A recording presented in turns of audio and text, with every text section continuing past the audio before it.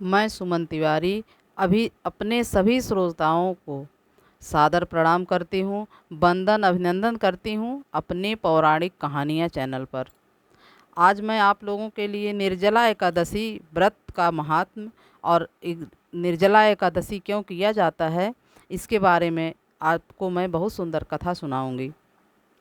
एक बार युधिष्ठिर ने कहा, जनार्दन, ज्येष्ठ मास के शुक्ल पक्ष में जो एकादशी पड़ती हो, कृपया उसका वर्णन कीजिए। भगवान श्री कृष्ण बोले, राजन, इसका वर्णन वर्णन परम धर्मात्मा सत्यवती नंदन व्यास जी करेंगे, क्योंकि ये संपूर्ण शास्त्रों के तत्वज्ञ और वेद वेदांगों के पारंगत विद्वान हैं। तब व्यास जी कहने लगे, दोनों ही पक्षों की एकादशियों के दिन भोजन न करें। द्वादशी के दिन स्नान आदि से पवित्र हो, फूलों से भगवान केशव की पूजा करें। फिर नित्य कर्म समाप्त करने के पश्चात पहले ब्राह्मणों को भोजन देकर अंत में स्वयं भोजन करें। राजन, जन शौच और मरण शौच में भी एकादशी को भोजन नहीं करना चाहिए। यह बात सुनकर भीमसेन बोले, परम बुद्धिमान पितामह, मेरी उत्तम बात सुनिए। राजा युधिष्ठिर, माता कुंती, द्रौपदी, अर्जुन, नकुल और सहदेव ये एकादशी को कभी भोजन नहीं करते हैं तथा मुझसे भी हमेशा यही कहते हैं कि भीमसेन, तुम भी एकादशी के दिन न खाया करो, किंतु मैं उन लोगों से यही कहता हूँ, मुझसे भूख नहीं सही जाएगी।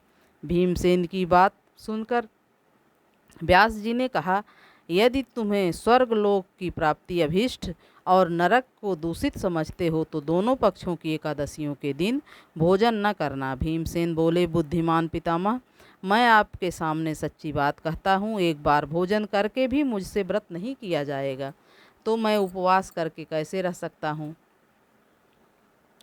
इसलिए महामुने, मैं वर्ष भर में केवल एक ही व्रत और उपवास कर सकता हूँ, जिससे स्वर्ग की प्राप्ति सुलभ हो तथा जिसके करने से मैं कल्याण का भागी हो सकूँ। कोई ऐसा व्रत निश्चय करके बताइए, मैं उसका यथोचित रूप से पालन करूँगा। व्यास जी ने कहा, भीम, ज्येष्ठ मास में सूर्य वृष राशि पर हो या मिथुन राशि पर शुक्ल पक्ष में जो एकादशी हो, उसका यत्नपूर्वक निर्जल व्रत करो। केवल कुल्ला या आचमन करने के लिए मुख में जल डाल सकते हो, उसको छोड़कर किसी प्रकार का जल विद्वान पुरुष मुख में न डालें, अन्यथा व्रत भंग हो जाता है। एकादशी को सूर्योदय से लेकर दूसरे दिन के सूर्योदय तक मनुष्य जल का त्याग करे तो यह व्रत पूर्ण होता है। तदनंतर द्वादशी को प्रभात काल में स्नान करके ब्राह्मणों को विधि पूर्वक जल और सुवर्ण का दान करें। इस प्रकार सब कार्य पूरा करके जितेंद्रिय पुरुष ब्राह्मणों के साथ भोजन करे। वर्ष में जितनी एकादशियां होती हैं, उन सब का फल निर्जला एकादशी के सेवन से मनुष्य को प्राप्त होता है, इसमें तनिक भी संदेह नहीं। चक्र, शंख और गदा धारण करने वाले भगवान केशव ने मुझसे कहा था कि यदि मानव सबको छोड़कर मात्र मेरी शरण में आ जाए और एकादशी को निराहार रहे तो वह सब पापों से छूट जाता है। एकादशी व्रत करने वाले पुरुष के पास विशालकाय, विकराल आकृति और काले रंग वाले दंड पाशधारी भयंकर यमदूत नहीं जाते। अंतकाल में पीताम्बरधारी, सौम्य स्वभाव वाले, हाथ में सुदर्शन धारण करने वाले और मन के समान वेगशाली विष्णुदूत आखिर इस वैष्णव पुरुष को भगवान विष्णु के धाम में ले जाते हैं। अतः निर्जला एकादशी को पूर्ण यत्न करके उपवास और श्री हरि का पूजन करो। स्त्री हो या पुरुष, यदि उसने मेरु पर्वत के बराबर भी महान पाप किया हो तो वह भी इस एकादशी के व्रत के प्रभाव से भस्म हो जाता है।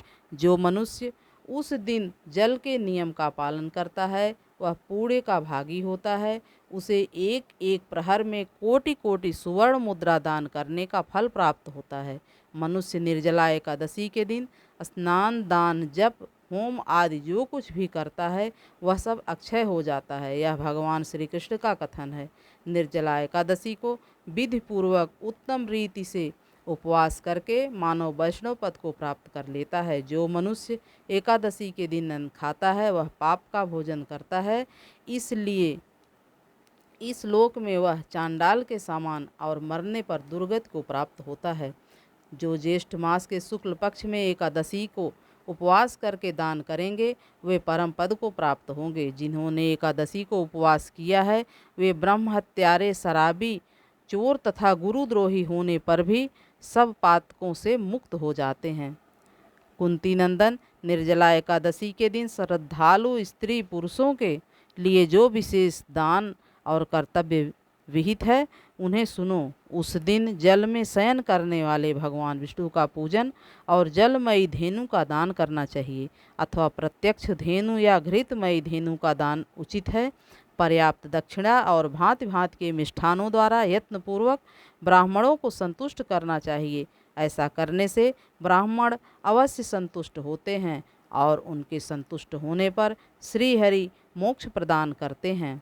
जिन्होंने शम, दम और दान में प्रवृत्त हो श्रीहरि की पूजा और रात्रि में जागरण करते हुए इस निर्जला एकादशी का व्रत किया है, उन्होंने अपने साथ ही बीती हुई 100 पीढ़ियों को और आने वाली 100 पीढ़ियों को भगवान वासुदेव के परम धाम में पहुंचा दिया है।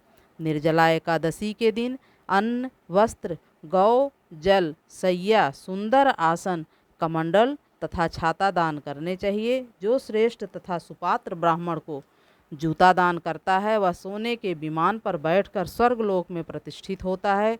जो इस एकादशी की महिमा को भक्तिपूर्वक सुनता अथवा उसका वर्णन करता है वह स्वर्गलोक में जाता है। चतुर्दशी युक्त अमावस्या को सूर्य ग्रहण के समान श्राद्ध कर्म मनुष्य करके मनुष्य जिस फल को प्राप्त करता है वही फल इसके श्रवण से भी प्राप्त होता है। पहले दंत धावन करके यह नियम लेना चाहिए कि मैं आचमन के सिवाय दूसरे जल का भी त्याग करूँगा। द्वादशी को देवेश्वर भगवान विष्णु का पूजन करने चाहिए। गंध, धूप, पुष्प और सुंदर वस्त्र से विधिपूर्वक पूजन करने चाहिए और घड़े के दान का संकल्प करना चाहिए।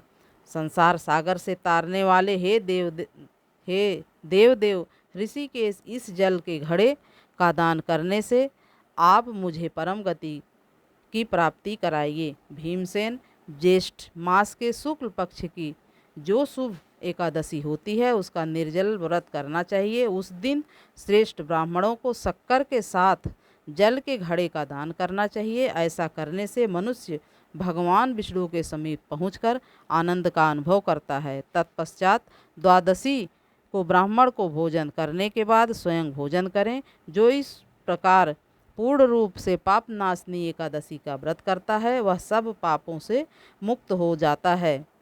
बोलो भगवान विष्णु की जय। अगर यह कथा कहने में मुझसे कोई त्रुटि हुई हो तो मैं हाथ जोड़कर आप लोगों से क्षमा प्रार्थी हूँ।